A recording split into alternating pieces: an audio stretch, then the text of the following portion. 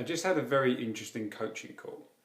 I was talking to him about his addiction. He's overcoming one specific addiction, and at the moment he's replaced it with another, which is smoking, which is a thing that is quite common.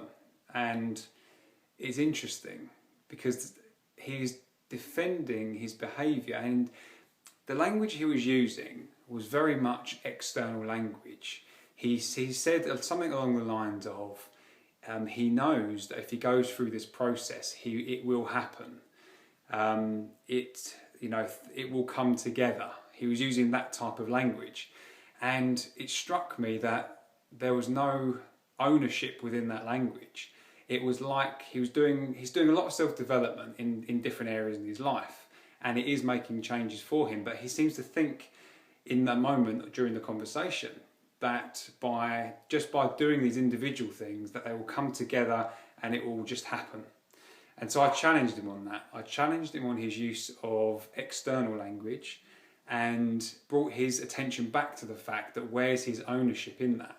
And he said fair play. He says, yeah, you've got me there. He says, you're absolutely right.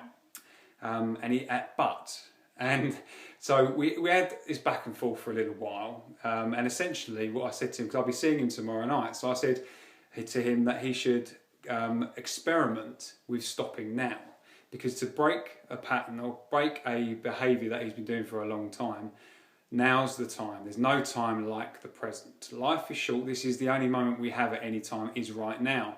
So rather than spend the next few hours of the evening running off an habitual pattern and probably not feeling very good about himself while doing it, that he should try something different, and to bring with him tomorrow night any results of that. So if he had what his troubles were, what problems he had with it, bring it tomorrow night, because live in the moment is when we can deal with it.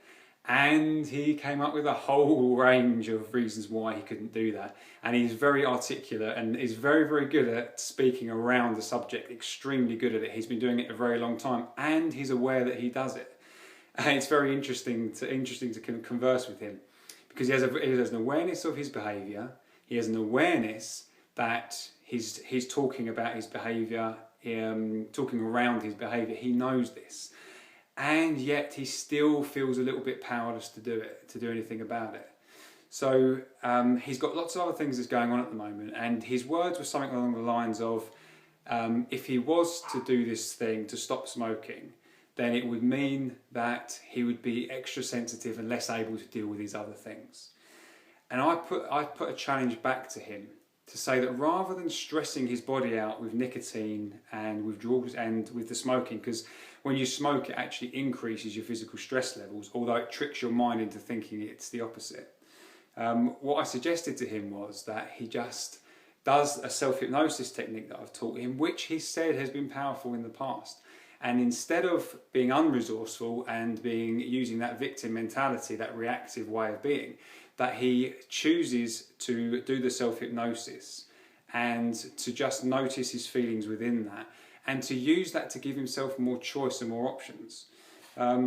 So that is what I challenged him to do, and it'll be very interesting to see what he does, because I know that if he does that, he will not feel those cravings whilst he's doing the self-hypnosis technique. He just can't.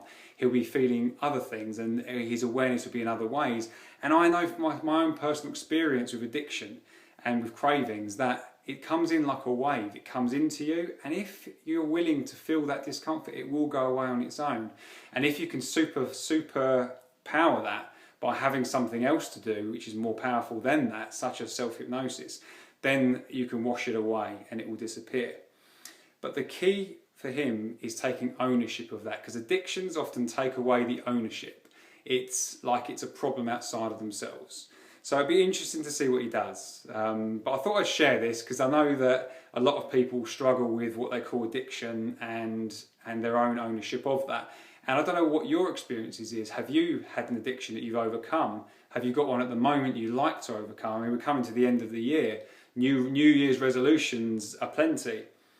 Is there something you want to give up? Something you want to stop? Is there something holding you back in life that you'd like to overcome? I'd love to know what that is. Maybe we could get a conversation going. And I'd love to know if you've had an experience of overcoming an addiction or trying to overcome an addiction. What was that like for you? It'd be great to open up a dialogue, and maybe I can share some more of my own experiences too.